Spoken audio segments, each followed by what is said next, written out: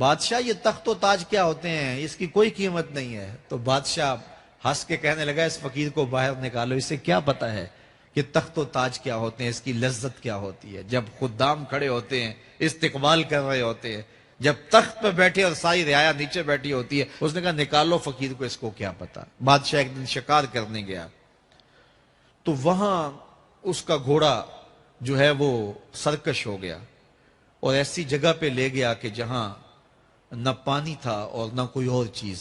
بادشاہ وہاں ہانپ رہا ہے کہ وہی فقیر مشکیزہ ڈالے ہوئے گزرا اور آواز دے رہا ہے پانی لے لو، پانی لے لو۔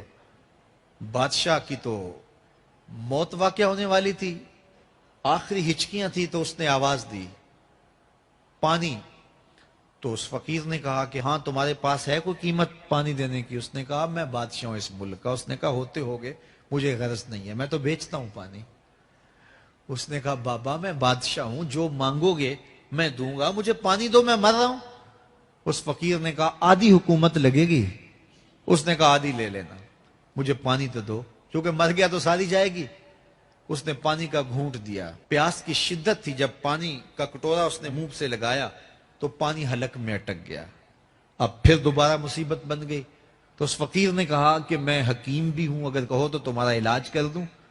اس نے کہا ضرور کرو، لیکن اس نے کہا میں یوں ہی نہیں کروں گا، آدھی باقی حکومت بھی لگے گی، وہ بھی لکھ دو۔ اس نے چمڑے کے اوپر لکھوا لیا، ساری حکومت لکھوا لی، اور اس نے اس کا علاج کیا فوری۔ جو اس کے پاس ٹوٹکا ٹونا تھا تو اس کا پانی حلق سے نیچے اتر گیا۔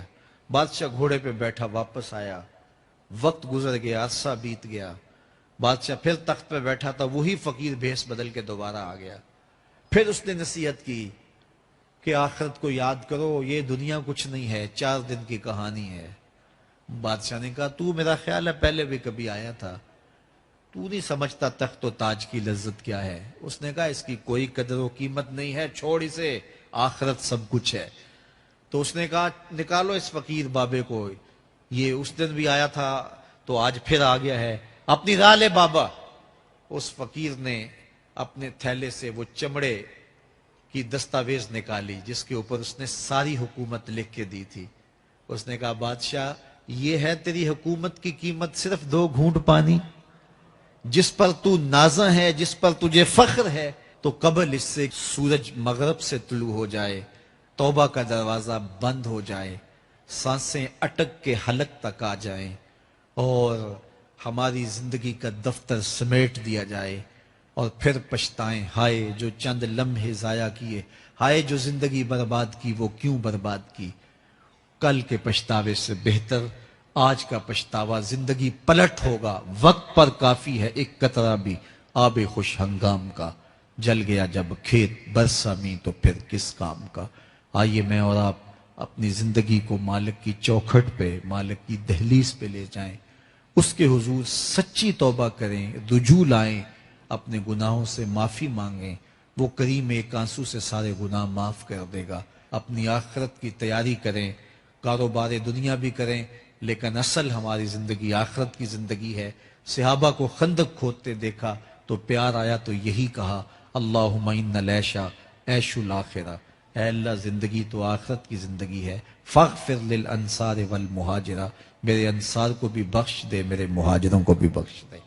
تو اللہ تعالی ہم سب کی مغفرت فرمائے۔ انسان کو اللہ تعالیٰ نے اتنی نعمتیں عطا کی ہیں کہ اگر وہ ان کا احساس کر لے تو کبھی بھی ناشکری اس کے انداز سے، رویے سے اور اس کی طرز زندگی سے ظاہر نہ ہو، بلکہ اس کا سانس سانس جو ہے وہ اللہ کا شکر کرے، اللہ کی تقدیس کے گیت گائے۔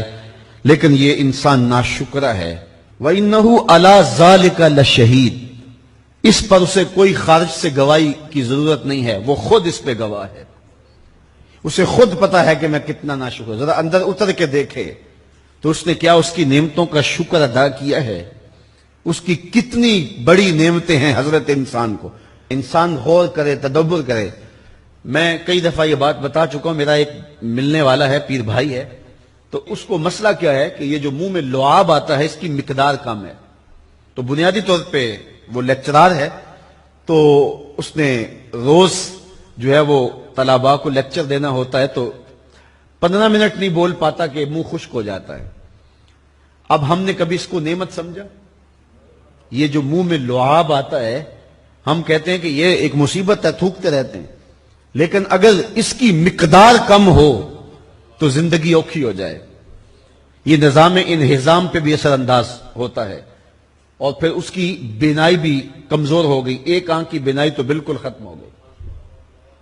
مرض کیا ہے, مسئلہ کیا ہے, کون سی نعمت کم مل رہی ہے؟ پانی نہیں مل رہا, مل رہا ہے. آکسیجن نہیں مل رہی ہے. گردش خون جاری ہے. کمی کیا ہوئی؟ کبھی سوچا بھی نہیں ہم نے. لعاب کی مقدار ضرورت سے کم ہے تو زندگی مشکل ہو گئی. انسان یہ لعاب جس کی اہمیت تیری نظر میں کوئی نہیں, یہ کم ہو تو پھر زندگی عذاب بن جائے.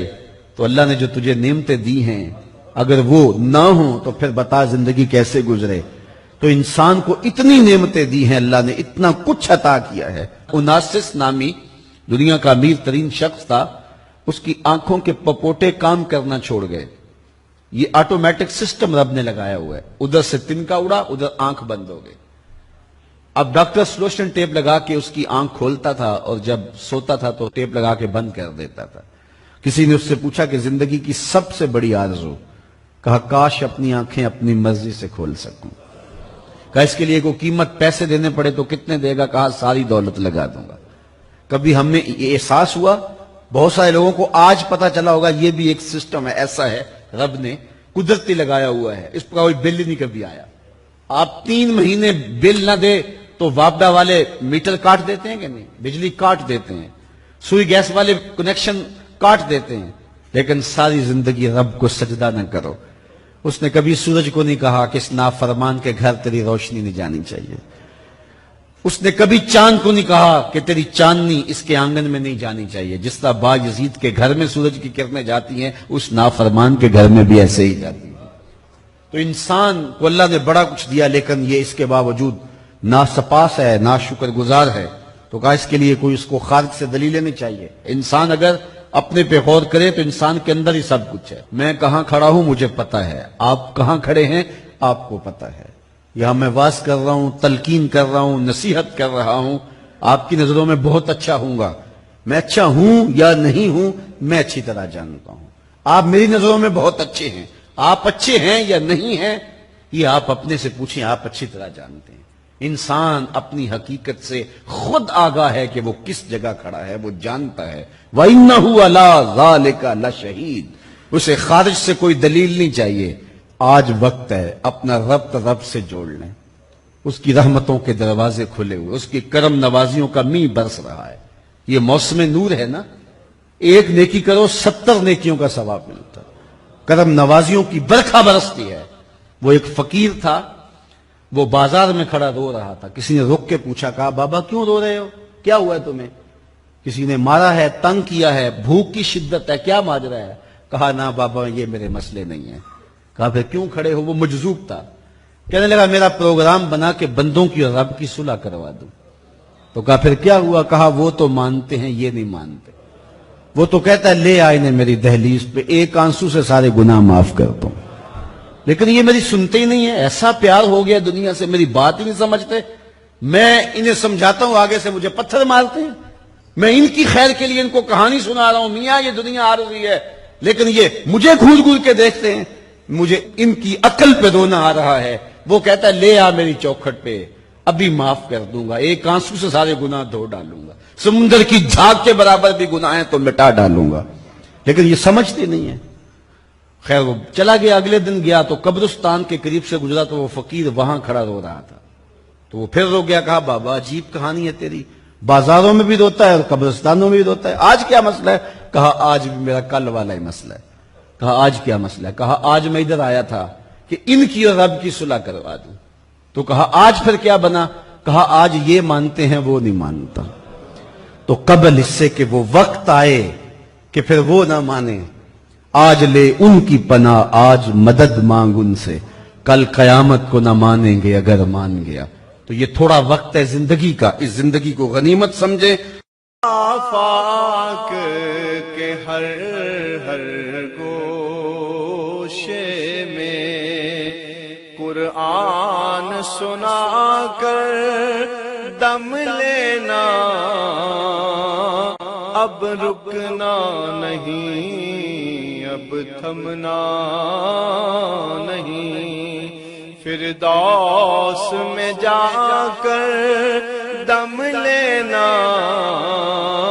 آفاق کے ہر ہر گوشے میں قرآن سنا کر دم لینا،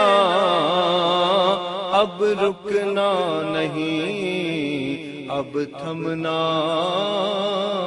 نہیں۔